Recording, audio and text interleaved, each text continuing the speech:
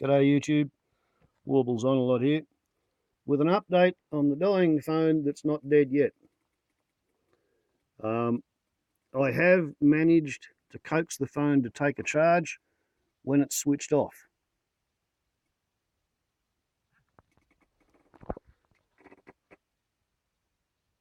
When I try to switch the phone on while it's charging, it generally won't take a charge unless the battery is significantly low. What I think that means is that because the phone's memory is full, it doesn't have sufficient processing power to run its tapered charge circuitry on the second half of the battery's recharge while the phone is operating. Or maybe it just can't detect that the battery needs charging while the phone is operating. There we go, it's just blinked out its charge light, which doesn't bother me too much because at the moment the phone's about 85% charged. It may even try, well, it didn't even try, 89% charged, if you can read that. If not, you'll just have to trust me. Okay, so that's one way to get a charge into the battery, is just switch the phone off.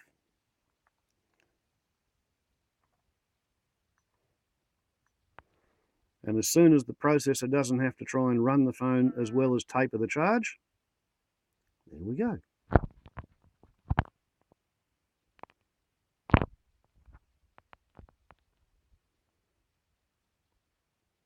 Right, it's got the processing power to do the job when it doesn't have to run the phone as well. However, what I've discovered is if I let the phone's battery drop well below 50%, it works best when it's below 10%, but I have had the trick operate when it was only 37%. When it's got a very low battery voltage, the phone doesn't need to taper the charge. It can just let all the current coming from the charger go into the battery. Under those circumstances, it seems to be prepared to do both at once. And it's a bit hair-raising. It means you've got to go down to less than 10% battery, then switch the phone off, then try to boot the phone up when it's got less than 10% battery, and it will go into an immediate low battery alert status, and it'll blink that little red light at you. While the phone's on, while it's blinking the red light, stick the charge cord in, connected to a charger which is connected to the inverter which is actually producing power, and behold, it accepts the charge and it runs the phone, and it'll continue to run the phone while you watch it, while it charges, go all the way up to 100%. So I think it's not so much the fact that the phone went waiting as it is the fact that the memory is just about full.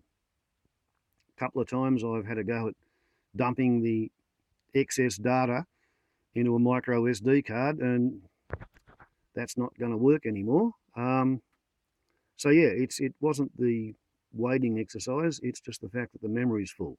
But in the meantime, I don't have to put up with the anxiety of the newness of changing phones because the old one isn't dead yet. And I'm a very change-averse style of a person, so I'm pretty happy about that. Warbles on a lot to YouTube. My phone's demise was greatly exaggerated. Ciao.